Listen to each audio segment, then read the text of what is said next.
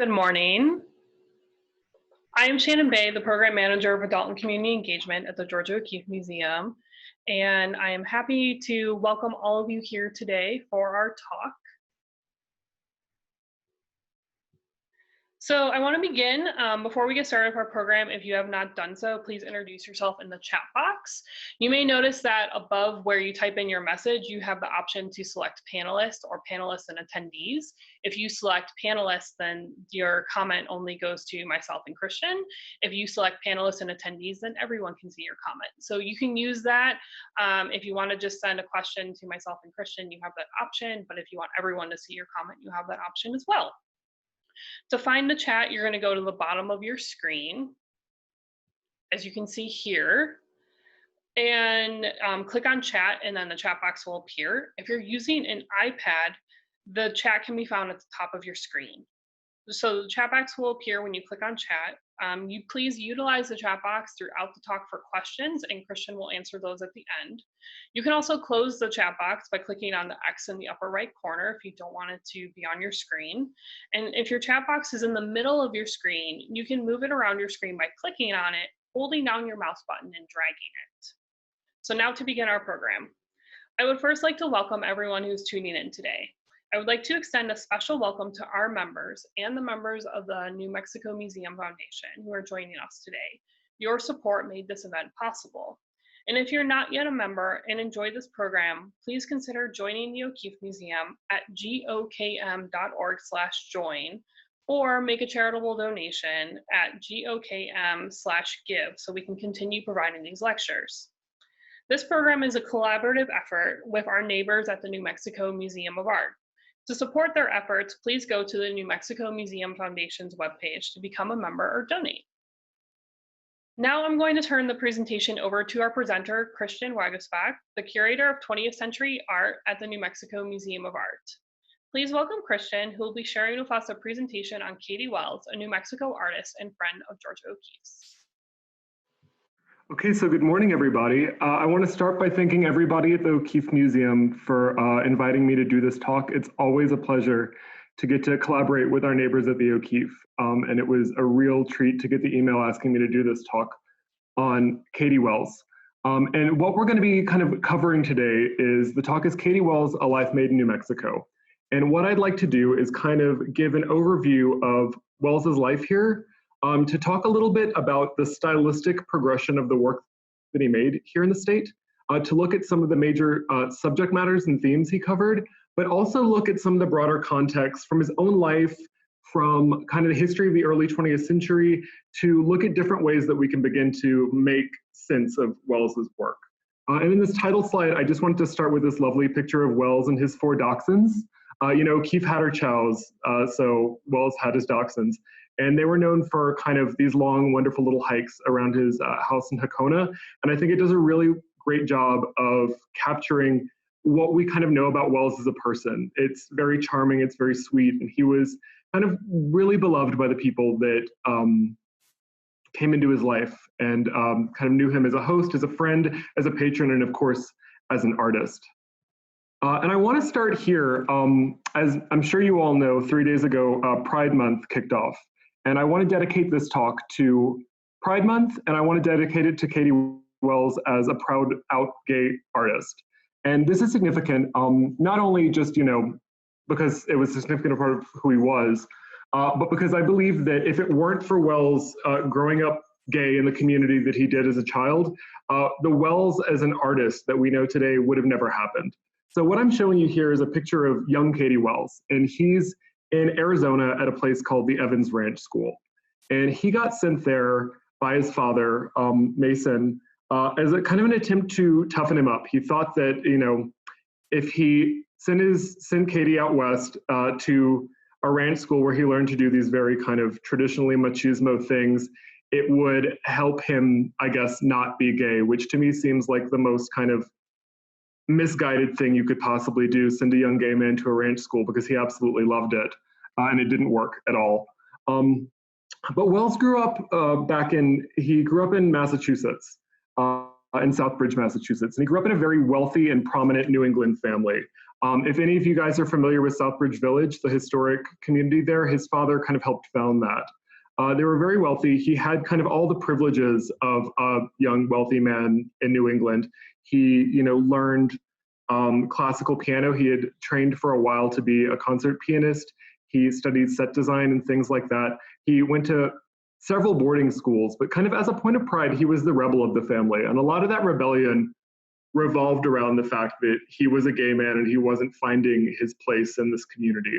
And I want to share one little anecdote with you guys to kind of give you an idea of the kind of person he was.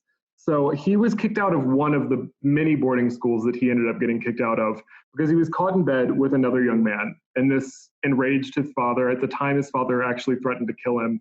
And kind of in response to his father talking to him about this, saying that he was really trying to make a man out of Cady, Cady responded with this quote, and I want to read it to you because I think it's really a good idea of how he worked. So his father wanted to make a man out of him, and Cady said, "I just said I'd try, but I kept thinking I didn't want to be the kind of man my father was. I thought I'd rather be Gypsy Rose Lee. I always loved the way she seemed to be stripping without ever taking anything off." So it's a great idea of the way that, Wells kind of embraced camp and was not interested in kind of fitting in with the status quo back east. So he came out west, he got sent to Evans Ranch School, and he really loved it. And this quote on the screen, and I promise that this is not going to be a very quote-heavy presentation, but I threw in a few at the beginning to kind of set the mood. This is his response to the West when he gets here. So for a spiritualist, a ghastly label, but I can't think of anything better. This is a perfect paradise. All the joy one gets out of living here is derived from the things around you and within you, and that are not material. There's real magic here. And I think that this is probably the closest thing to a real artist statement that we're ever going to get from Cady Wells. One of the things that is a continual theme throughout all of his work is a relationship to the land around him. And the other thing that I hope to demonstrate in a bit whenever we get to talking about his work a little bit more in depth is how important kind of his personal, individual, and emotional response to the subject matter that he was working with, whether it be the landscape or Hispano-religious art in New Mexico, or even just abstraction, kind of was really something that was informed from within and projected onto what was around him. Now, skipping ahead, he was in Evans Ranch School and then he comes to New Mexico. And I was trying to figure out, where is the best place to start with this New Mexico story? And I thought, since this is a talk for the O'Keeffe Museum, why not let's get going with our greatest common denominator, O'Keeffe herself. And they were very good friends, but one thing to keep in mind was that O'Keeffe and Wells didn't actually meet until 1936. And he'd been in New Mexico for several years then. He came here in 1931.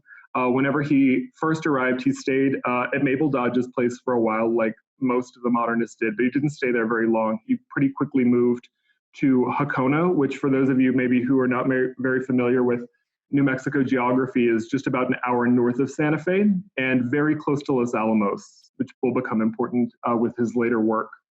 And he met O'Keeffe in 36. They became very close friends. O'Keeffe became an advocate for her. But in his journals, reflecting on his first meeting, he described it just with one word, which was grim. So I thought that was kind of funny. And their relationship over time, as kind of O'Keeffe's relationships with many people over time, seemed to be kind of this roller coaster of ups and downs, these moments of very extreme closeness and these moments that kind of teeter on betrayal that define their time together. But she was an advocate for him. And in a catalog for an exhibition that he had in New York while he was still alive, she was quoted as saying, "I believe that we are two of the best painters working in this part of the country." So she really saw the value in his work. But I think it's important to keep in mind when they met, that was 36. And so I want us to keep in mind what kind of work she's seeing. One of the ways that, which would have been his later work, not his early work, but one of the ways that she influenced him, other than kind of getting him contact with the art scene in New York, right? That she was able to show his work to Stieglitz, even though Stieglitz didn't like it very much. But she was kind of his inroad to the galleries in that way. But she also inspired him to work in oil for the first time. And that's what I'm showing you here. This is a painting from 1938. Now, only a handful of oils exist, but whenever Cady Wells and O'Keeffe were talking, she was the one who pushed him to move out of watercolor, which is his primary medium, and work a bit in oil. We've got two at the New Mexico Museum of Art. This is one of them. I've been able to track down a handful of others, but there aren't very many. But I wanted to show you this as just a kind of beginning example of the way that he was looking to folks like O'Keeffe, taking some of their suggestions, but really not really running with it very much. He gave it a go, but he didn't stick with oils very long. He only made a few. And then he went back to what he wanted to do. And we'll see that that's a reoccurring theme over and over, where he kind of gets this idea from somebody, embraces it for a minute, but it doesn't really stick. So it's very difficult to pin down solid influences for Wells in that way. What I want to show you here is kind of an overview of the work that we'll be talking about. I've found in my experience working with Wells that when I say Cady Wells to people, what they think in their mind mostly is the kind of work on the left, these two watercolors such as Mountain from 33 and New Mexico Landscape from 33. These are his early works. They're some of the most numerous. He was able to he was a prolific painter in 32 and 33, and he was working in this style, which is very calligraphic, very kind of loose work with watercolor, very angular. And then I wanted to pair it with this Cady Wells tree trunk, a bleak tree. This piece doesn't have a date, but it would have been done sometime in the 50s. We don't know exactly when. But here we see almost a completely different approach that's much more similar. If you look at this tree, and then we return to this tree in his oil painting, it looks a lot more like the kind of work he's doing there. We've got this all over quality. Instead of just the calligraphic scroll of the watercolor across the paper, we've got a building up of dark shapes. You can see that some of the pattern in the tree is made from cutting away. We've got this much darker, more somber palette. And one of the things that I want to look at as we get going is how does one go in such kind of a short span of time? His career was very short. He began making artwork when he came to New Mexico in the 30s in earnest, and then he died in the 50s. So he died young. He died of a heart attack. He had a very short career, just a couple decades of making work. And in that, he went through several kind of seismic stylistic changes, and I want to look over those and explore it a bit. Now, one of the folks that we can credit as a teacher to Cady Wells in a way is Andrew Dasberg. Whenever he came to New Mexico, he decided that he wanted to become a painter, focus solely on that. And he met Andrew Dasberg, and Andrew Dasberg agreed to let Cady Wells study with him. But I use study very loosely. Cady, kind of like his experiences with the boarding schools, wasn't really able to stick with one teacher. And I make this comparison because I like that we can see they're relatively contemporary. The Wells watercolors a little bit later than the Dasberg, but we get a sense for several stylistic similarities between Wells's work and Dasberg's work. And it's very easy for us to look at Wells's early work and Dasberg and see that kind of student-teacher relationship in a certain way. But I want us to kind of hold back a bit and be a little bit cautious about ascribing a little too much impact on Dasberg and the way that he was able to affect Wells's work. We've got this great quote from Dasberg whenever he was asked about, teaching Cady Wells and Cady as a student. He said, "I have no idea if my work influenced him or not. Getting him to work is the most important thing for which I can claim any credit." So even Dasberg, wasn't really sure that he was making that impact. Wells was never really very serious as a student when it came to kind of wanting to master the style of somebody else. He was interested in doing his own thing. He wanted to learn about painting from Dasberg, but he didn't want to become another Dasberg or learn to just paint like Dasberg. So I think it's important to keep that in mind, that even Dasberg saw that his influence was limited. And in another interview, Dasberg kind of talks about, they were asking, what was Wells like during this time in the early 30s when he was living in New Mexico. And Dasberg kind of described him as a playboy, that he was painting some of the time, but he was also doing all of these other things. He was very involved in the social scene. He was interested in the work that other artists were doing. He was interested in the opera. So painting was kind of just a small part of kind of his larger world, and it didn't become maybe a major dedication until a bit later. Another person that we often talk about in terms of an influence for Cady Wells is Raymond Johnson, another really important New Mexico modernist. And here we can see, I think, again, several similarities between their work. He never formally studied with Johnson, but they were very close. And in addition to kind of learning a bit about painting from him, when Johnson opened the Johnson Gallery in Albuquerque, which was one of the first serious venues for modern art in Albuquerque. And that collection is now at the University of New Mexico, where much of Wells's work is also. Wells was a major funder for that. He provided a lot of financial backing to allow Johnson to make that happen. But here we see a similarity in their work. And what I think is interesting is their mutual background in set design. So when Wells was living back east, he studied set design and he worked in set design. When Johnson was living in Chicago, he did the same. And whenever I see these paintings together, I can't help but notice the influence of that kind of aesthetic of set design on both of these works. Here in Raymond Johnson's, we get a sense of kind of more organic forms rising out of the background, but we've got that kind of very pronounced foreground, middle background with the backdrop happening and the dramatic lighting. And the same thing happens with Wells. We've got this dark bit along the bottom that for me kind of reads, oh, I'm sorry, I accidentally hit my forward button. We have this dark bit at the bottom that to me reads as almost like an orchestra pit. Behind it is the light that lights up the Taos Pueblo. I believe that's the Taos Pueblo. It could be a different Pueblo. In the middle ground, and it's even peopled with a few dark, shadowy characters, and we get those dramatic mountains in the back. So I see the relationship between them as fellow modernists, but I also see that formal relationship as folks who are drawing inspiration from theater. And Wells's interest in theater and funding theater and opera here in New Mexico was something that he brought with him. I bring in this because I wanted us to return to that idea of, how does an artist go from making work like we see on the left to making work like we see on the right? And generally, you can break down Wells's stylistic stages into three movements, but that's an oversimplification. Really, folks like E. Boyd, who is a close friend of his, and his brother Mason Wells, who is responsible for distributing the estate, claim that there are about maybe 12 movements within Wells' individual kind of aesthetic moments in Wells's work.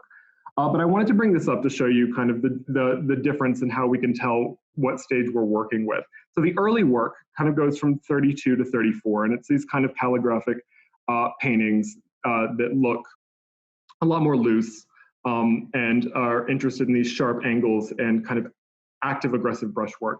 When we get to stage 2, which is where his mature work kind of begins, and this is the kind of piece work that O'Keeffe would have seen and suggested that he send to Stieglitz. We begin to see an all-over covering of the surface, so no more of the shapes kind of floating in the middle, and the palette gets darker and a bit more somber. When we move to stage 3, we've got a different way of working. Stage 1 and stage 2 are watercolors. That it's an additive process, right? He's painting with watercolors in the way that we know to paint with watercolors. Once we get to stage 3, we see this building up and working backwards in terms of the surface. So he'll paint several layers of color onto something. He'll paint a dark layer on top and then work both backwards and forwards, kind of scratching into the surface like a scratch board to get this effect of luminosity coming from the back and to get these really beautifully textured surfaces. And then I just wanted to point out there was a break in his work between 1941 and 1945. He enlisted in World War II and served in Europe. And when he got back, he had a lot of trouble readjusting and didn't get back to painting for some time. So stage 1, I don't want to spend too much time on. It's his early work. It's the work that folks kind of know him the best for, but I wanted to give you a few more examples of what you could see there. These really energetic, calligraphic, colorful shapes floating in space. I wanted to make sure that I included the work on the far right. It's his version of Abiquiu, Ghost Ranch Country, made in '33, which every time I see it, I can't help but compare it to O'Keeffe's paintings of the Pedernal, and then I like to keep in mind that they didn't know each other at the time. So there's a little bit of projection there, but I think it's an interesting kind of take on the same landscape by two people who we know well. These early works were most influenced by Chinese and Japanese brushwork. Before he came to New Mexico, Wells toured East Asia. He was in Bali, he was in China, and he was in Japan. And the work that he saw there is really what inspired him to become an artist and kind of dedicate his life to painting. And that's what influenced his approach to working with watercolors in this way. I don't presume to be an expert on East Asian art, so I brought these examples in to give you, so we can kind of pick apart where we see these influences occurring. And that's in, of course, the medium, right? We don't see oil paint in Chinese and Japanese painting very much. It's ink and wash, and that's what Cady Wells is using, watercolor and ink. We see these forms that are slightly abstracted, but not entirely, and we see them kind of floating in their landscape, which is what's going on in Wells's work too. So here in the Chao Chi painting, we get, you know, various bits of the landscape working together, but floating around. And the same in this Masanobu painting, and the same in the Wells, right? We've got the form kind of situated in the blankness of the paper, floating there, and then really kind of brought to life by these energetic strokes that Wells said were inspired by the calligraphy that you find in Japanese and Chinese brushwork too. Stage 2, we get this all over quality. We're still working in watercolor, and we're still working mostly with the additive process, right? That he's painting, but he's not scratching anything away yet. But most notably, what's going on is that his work gets considerably darker in 35 and stays that way. So those light, airy tones tend to go away. The energy is still there, but it becomes almost a little bit more threatening in these works. We see a lot of browns, a lot of blacks, a lot of oranges. They're emotionally heavy paintings. And I think that for me, these were the most striking when I first saw them, because they were so unlike any other Southwestern landscape that I had ever seen. So here we've got Tuño Mesa, the untitled New Mexico landscape that we discussed before, and the Penitente Morada. And that's important because at this time, the Penitentes kind of show up more and more in Wells's work. And I want to talk about why that is and how he works with them. And they become a really major theme in his second stage work, these kind of all over watercolors. This is a really good example. This painting is from the Harwood Museum. It's up at the New Mexico Museum of Art right now if the museum were open, in our Penitente exhibition on loan. But what we're seeing is a Morada with the cross in the foreground, the mountains in the back, and then these dramatic kind of abstract angles kind of forcing our eye around the piece and giving it a sense of drama and urgency. Now, when I look at a piece like this, of course, I see the modernist influences, but one of the things that struck me as interesting about his Penitente work is how much they remind me of historic romantic landscape painting. And I think, you know, we think about this as something kind of far off from the modernists of the Southwest, and of course it was. We're thinking Germany in the 1800s versus New Mexico in the 20th century. But whenever I see the way that he incorporates these kind of Catholic or religious forms and places into these dark, somber landscapes, I immediately thought Caspar David Friedrich. And I think, you know, we've got to keep in mind that Cady Wells was a very educated man, that during his youth, he studied art history in New England. He studied at Harvard at the Fogg Museum. He really knew his art history. And I think that for a man like Wells, whenever he comes to approach the Southwestern landscape, and he's trying to make these landscapes that are emotionally heavy, that are very dark, that are reflecting kind of, you know, a lot of people talk about these works in the same breath as they talk about, you know, him struggling with depression and these other issues, which he certainly did, but I don't want to make too fine a point of it. The point that I'm interested in is that he's trying to create emotionally heavy, dark, powerful landscapes. And where do you look for that? You can't really look to other Southwestern painters because we don't really have a strong history of that. Whenever we think of painting in the Southwest over the 20th century and the late 19th century, we think aspens, we think mountains, we think sunlight. So I think that somebody like Cady Wells, who knew his art history, would know to look to somebody like Caspar David Friedrich and the Romantics as a place to begin with, you know, how am I going to represent these emotions, these heavy feelings in the land in a way that, that works. Another theme that pops up in this stage very much again are these religious symbols. And this one here on the right is Penitente Cross. This painting comes from the Albuquerque Museum. And of course, on the left, we've got O'Keeffe's black crosses, her iconic black crosses, some of the first work that she made when she came to New Mexico to stay. These are in 1929. At the time she had come out here, she was staying with Mabel Dodge Lujan, and from her window at the Lujan House and House, she looked out and could see a murata with these crosses, and that's what she was painting. And she talks about these crosses as these almost iconic symbols of New Mexico for her, of the country.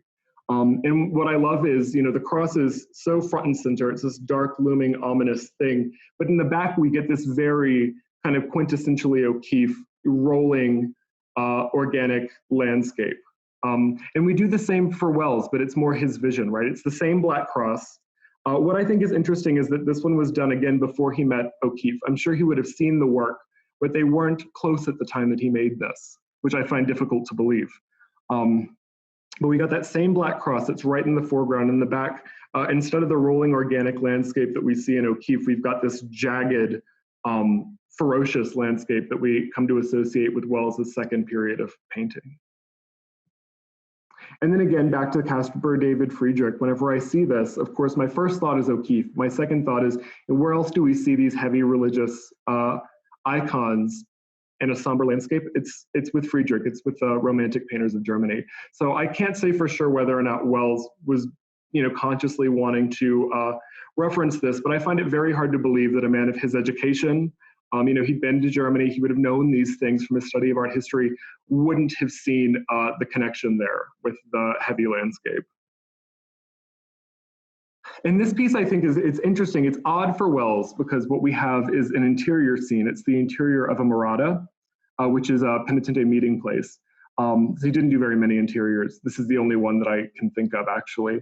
And it's got these figures. We see these kind of dark outline figures in some of the other paintings from this period that I showed you. The one that I had compared to the Joneson had a few figures standing on the Pueblo. But they're not in any way kind of studies of the human body or anything like that. But this is Penitentes. It's another kind of interesting view on the way that he took this subject matter, which was something that was a powerful force for him.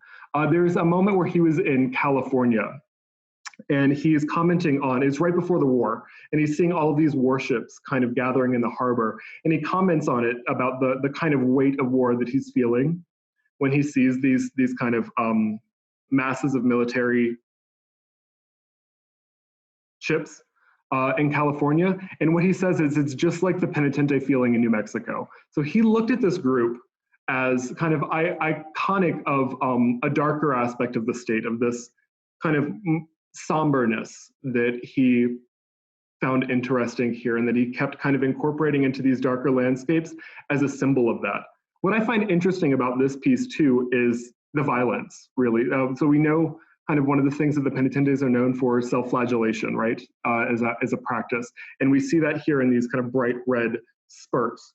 But why I think this is particularly interesting is that when Cady Wells writes about the Brotherhood themselves, the actual group, he does it with an enormous amount of tenderness. And he's very interested in the way that the Penitente Brotherhood has come together as a community support group. And we've got excerpts from his journal where he's talking about how touched he is that, you know, when a group of, when somebody in a Penitente community has fallen sick, that community comes together to take care of that person. Or if somebody dies, that community comes together to prepare for that funeral. And I think it's an interesting kind of inverse of the way some other artists have worked on this, because Bert Deer Phillips, who's a member of the Tau Society, wrote very racist, vitriolic kind of critiques of the Penitente Brotherhood. But in his paintings, what we see are these tender moments of community engagement. Whereas in Wells's paintings, we have somebody who has a very tender take on the group, and I think a fine understanding of what their real purpose is, right? That the Penitente Brotherhood really comes together as a community support organization. But he's painting them in these very dark, somber, almost sensationalist, dramatic ways. And one of the things that when I see paintings like this and representations of the Brotherhood like that it puts me in mind of is early horror film. And so I'm showing you here these stills from The Cabinet of Dr. Caligari, which is from 1920, so it predates this, but Wells, I think, would have been familiar with it. It was a very popular film. And what we see are, you know, these dramatic angles, these disorienting angles in the set design, right? So we see it here in the background of the city that this man is walking through, and in the buildings that this man is walking on. And again, these dark shapes. And I can't help but look at paintings like Wells's Penitentes and think that it's not a little bit inspired by German expressionist Gothic filmmaking. And another thing that was going on at the time, so this is contemporary to the painting that Wells made, Penitente, is a film that was set here in New Mexico and came out in 1936. It was called The Lash of the Penitentes, and it was probably one of the first times that the Brotherhood was entering a larger public imagination through film. And what happened was, this is loosely based on, I think, a true story, where a journalist in the, he was working in, outside of the Sandia Mountains, I don't know exactly where, I think to Harris, and he was murdered. And he happened to have somebody who worked for him who was a young Hispanic boy. So the blame fell on that young man. I should say a young man, not a boy, as the one who murdered this journalist, because he was maybe or maybe not associated with the Penitente Brotherhood, who were kind of fantastically seen in the popular imagination as a violent group because of their practice of self-flagellation, but which became sensationalized in films like this. And I see, these ominous figures here in this still from the film, these completely blacked out figures with these crosses in the background and this cross in the foreground. And compared to Wells's painting, I can't help but think that there's definitely got to be some type of correlation in representation there, because this is also one of the few times that figures show up in his work at all. Now, moving on to stage 3, I think this is the most diverse and one of the more interesting phases of Wells's career. And what we have here is he begins to work in an additive and subtractive way. And by that, I mean that in all these pieces, it's difficult to see in a photograph. They really shine in person more so than any of the other work because of the texture of the surface. And he'll paint various layers of color onto a piece of watercolor paper and then do a black coat over it, and then begin to work by cutting into that surface and then moving back out of the surface. So it becomes almost 3-dimensional. Here's an example of that kind of close up, and you can get a sense kind of those scratches in the sky come from that cutting away of the black surface, and that yellow really shines from underneath. It's an underpainting that gets revealed as the surface is moved away. This was inspired by his experience with stained glass. And I think that his trip to Chartres Cathedral is one of the most important experiences of his life. So whenever we talked earlier about stage 1, those Asian brushwork paintings, he went to Japan. He went to Japan specifically to study brushwork in Kyoto. And it was right at the end of that first period. So he'd been doing that work for a while. He'd been to Asia before, and he wanted to go back to study it a little bit more seriously, or he thought he did. He gets to Kyoto, and he works with a master for 3 days before he realizes, this is not what I want. This is too much. It's too trying. It's too challenging. I'm interested in the aesthetic. I'm not interested in the theory behind it. And he ends up spending the rest of his time dedicating it to Banzaki floral arrangement.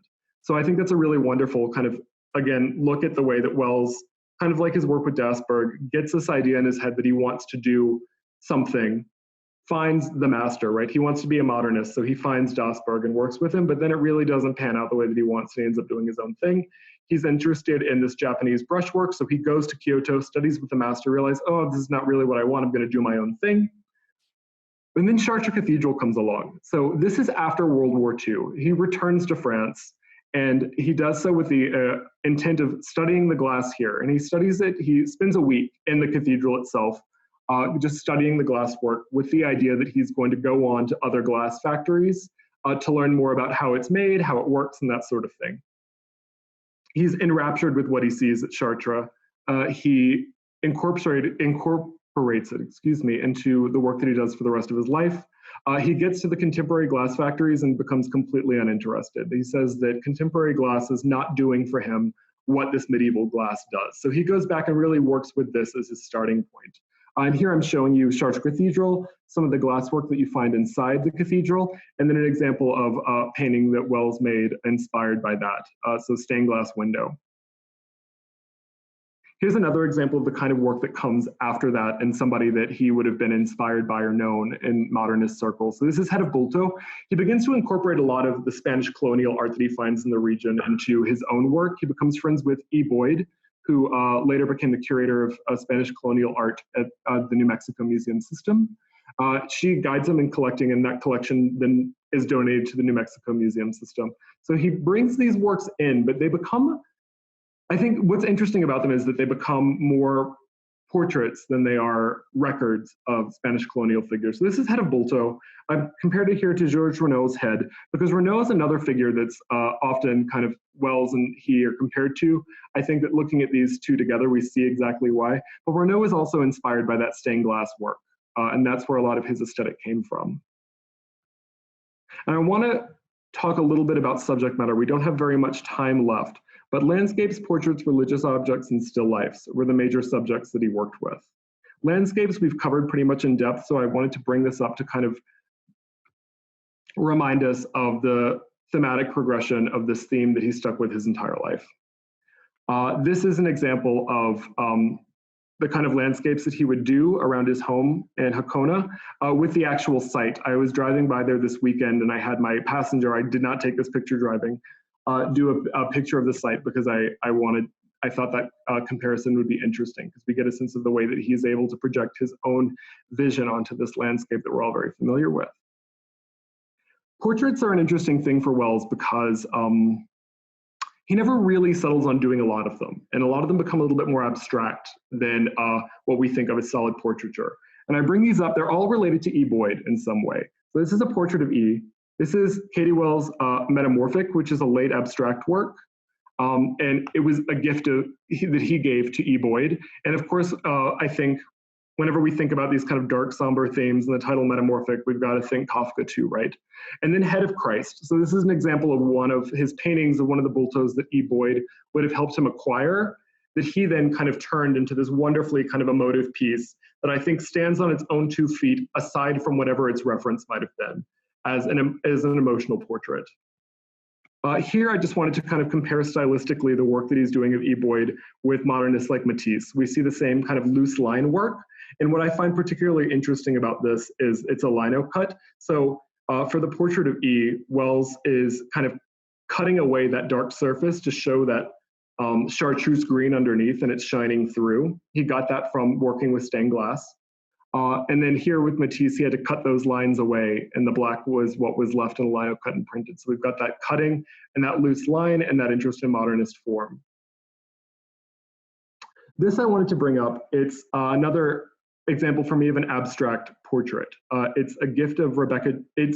Rebecca James is the subject. They were very close friends, and Wells gifted this to her in 1950. And her name is in the work. And you can see along the top, he's stitched in St. Croix. That's where he did this. He was staying in St. Croix at the time. James is known for taking these kind of what we don't tend to think of, or at least in the 20th century folks wouldn't have thought as high art media, culture embroidery and reverse painting on glass, religious themes too, we see that interest again, and turning it into her art medium. And I think it's interesting that when Wells is making an homage to Rebecca James, he chooses to do it with this kind of fiber-based media. And I think that keeping that in mind, you know, the gender dynamics of artwork, we tend to think of things like stitching. This is, Wells is a pity point.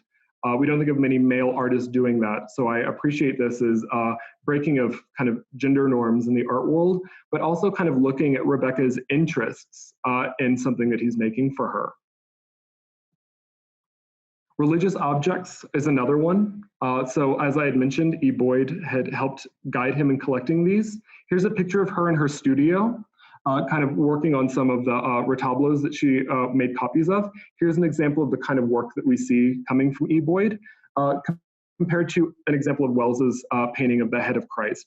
And I think it's an interesting comparison because with E. Boyd's work, we definitely see it as a record of something that already exists. And what's going on here is that she's painting mission churches.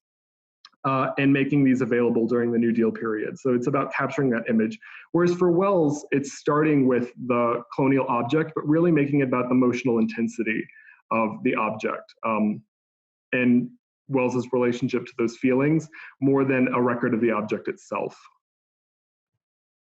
Still life comes up a little bit. It's not a very common theme, but one thing that I found really interesting that I wanted to point out, whenever I started looking at Wells's still lives, I thought, you know, where is this coming from? It doesn't seem to really fit with a lot of his other work. I thought of them a bit as maybe practice working in that stained glass style. But then I found this picture Laura Gilpin did of the inside of Wells's home, which for the most part we see his piano, right? We knew he was a pianist. We see his collection of Spanish colonial art, but then right in front of the piano, what he would see when he was playing the piano is this Pablo Picasso print.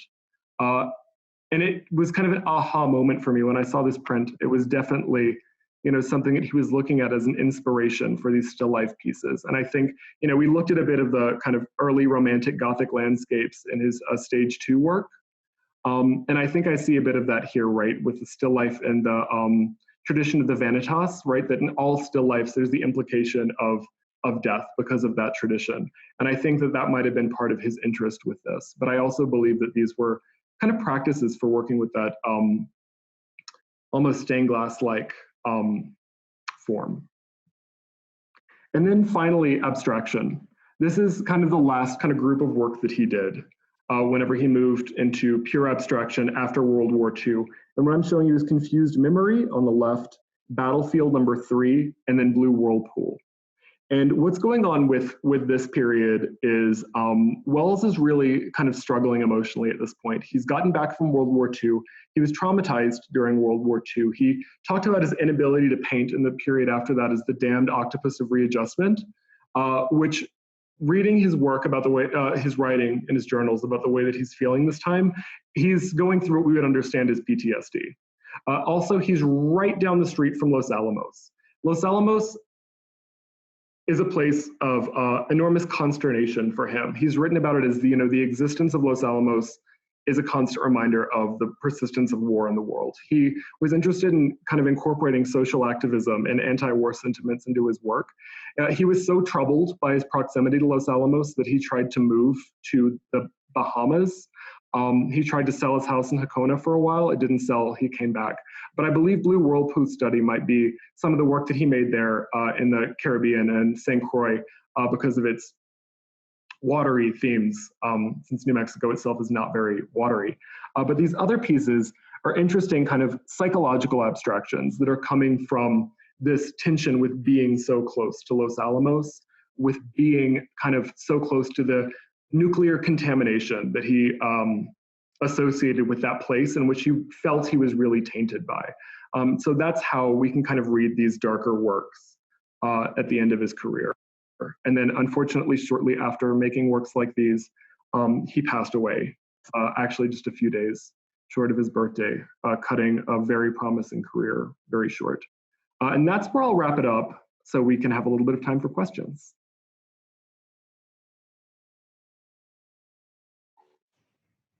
Excellent. Thank you, Christian. My pleasure. Stop sharing your screen. Okay, so our first question is, so Cady Wells seemed to be a very prolific artist. Was he able to support himself financially through his artwork during his life? That's a wonderful question. And so thank you, whoever asked that. He was a very prolific artist. He wasn't interested in selling, and he didn't really need to sell his art to make a living. He came from this, again, as I had mentioned, very well-off New England family, and he was pretty much independently wealthy throughout his life. So he was never interested in making sales. He did sell, but he was a lot more interested in using his money to support other artists around him. And that's an important thing to understand about him. Though he wasn't particularly interested in promoting his own work, he used the money that he got from his family, which was, I mean, he wasn't a Bill Gates by any means, but he was very comfortable. And so, for instance, during the Great Depression and New Deal work, he would anonymously just send money to artists that he heard from the community that were in need. That he would send money to kind of fund the opera. He, like I said, spent his money funding the establishment of the Johnson Gallery in Albuquerque. He was very philanthropic. And he also had a strong social conscience. So in most any case where he felt the community was in need, he would donate. Nice. And one of our audience members drew a connection between him and John Marin. Did they have a relationship? They didn't have much of a relationship interpersonally. Of course, they knew each other. And of course, you know, those early watercolors, he was looking at Marin, he would have known them, and he would have been seeing that as an example of a way to do watercolor during that time. What I find really interesting is that some people I believe it was O'Keeffe actually, but I'm not entirely, it was either O'Keeffe or Dossberg. They compared them a lot, and O'Keeffe at some point, I think, said that Wells was even better than Marin. So I think that there might have been a little bit of tension there that could be really, really interesting if we discover some letters one day. Yes, that would be interesting. And how old was he when he passed away? He was, that's a good question. He was in his 50s. I don't know exactly when. 49. Somebody who said 49, thank you. Oh, yes. I'm not very good with numbers. So really young. Mm-hmm. And was there any possible influence of Marsden Hartley? I see some of Hartley in kind of the middle stage work a bit, and some of the later work, and that thickness of the paint and application and the somber colors, but I think that they were interested in very different things. Mm-hmm. So I would be leery to say that he was somebody who was very interested in kind of studying under Marsden Hartley or recreating works like that. Mm-hmm. Yeah, I could see some Marsden Hartley in some of the darker images that you showed us. Mm-hmm. I definitely see it there, but I think that maybe if you asked him, he might say no. Mm-hmm. Mm-hmm. And I'm just scanning to see if we have any more questions that I missed. If you have any questions, please put them in the chat. We'll give people another minute. It looks like we answered all of our questions. That was a wonderful, wonderful presentation, Christian. Thank you so much. Thanks for inviting me. It was a real pleasure. Yeah, and is there anything you'd like to share before we sign off? Is this going to be recorded and made available afterward, right? Yes, it will be. So we will be posting it on the O'Keeffe Museum's website next week, and we'll also be sharing it with New Mexico Museum of Art. And it will be captioned, and we'll also be translating it into Spanish as well. Oh, we have a couple of questions rolling in. Let's have it. Did he have any romantic relationships that we know about? Yes, we do. Yes, we do. I know that he never really had like a long-term relationship, but he was very into, he was part of the community, let's say, and so folks like Witter Binner, he was close with, and I personally am always very leery of trying to, looking back on historical figures and either outing them if they haven't already outed themselves, or reading more into their relationships than what they've said themselves. I don't always feel very comfortable doing that. So what I will say is that there is a novel, it's fiction, but it's good, and it's not all fiction. It's called The Taos Truth Game. And if you're interested in Cady Wells and his personal relationships, read that. And it'll kind of point you down the roads that hearsay and gossip tell us his relationships might have been. Mm-hmm. But also, some of the ones that we know were actually really established. And then was he familiar with the New York queer art circles? He may have been familiar with it, but he never really spent a lot of time there. Mm-hmm. And he wouldn't have worked within that very much. Once he moved to New Mexico, his community was really about being in New Mexico. And he would go back east every now and again, but he didn't seem to like to do that very much. He did go back east for a while to study at Harvard for a bit, but it was, again, kind of in his way. He did it and then he didn't do it. But he didn't spend a lot of time in New York. Excellent. I saw another question roll in. And what happened to his home in New Mexico? Do you know if it's a private owner now or? It's still there. And I think that there's somebody on our chat who is involved with the home who might be able to give us a bit more useful information than I can on how accessible it is. Well, I saw an answer or roll in. There's a question about how long did he remain friends with Mabel Dodge Lujan? No, not really. I mean, he was sociable with her. Like, I don't think they had the dramatic break that she and Georgia did, but he was not there very long. He was there for a little bit and then split for Hakona to stay with an artist named Alan Clark. So I think that he might have sided with O'Keeffe on that one. Mm-hmm. And Oh, what was did he paint his landscapes outdoors or primarily in the studio? I think he painted them primarily in this, like he would make maybe some sketches outdoors, but Mhm. I've seen a lot of images of him working and it's primarily in the studio. Mhm. And then could you repeat that book title again, please? The Taos Truth Game. Nice. Thank you. Thank you. All right, well, that will wrap up. Thank you so much. And again, we appreciate your support now more than ever during this time. You can go to gokm.org to join or donate to the O'Keeffe Museum and the New Mexico Museum Foundation to support the New Mexico Museum of Art. Thank So you. thank you. Have a great day, everyone.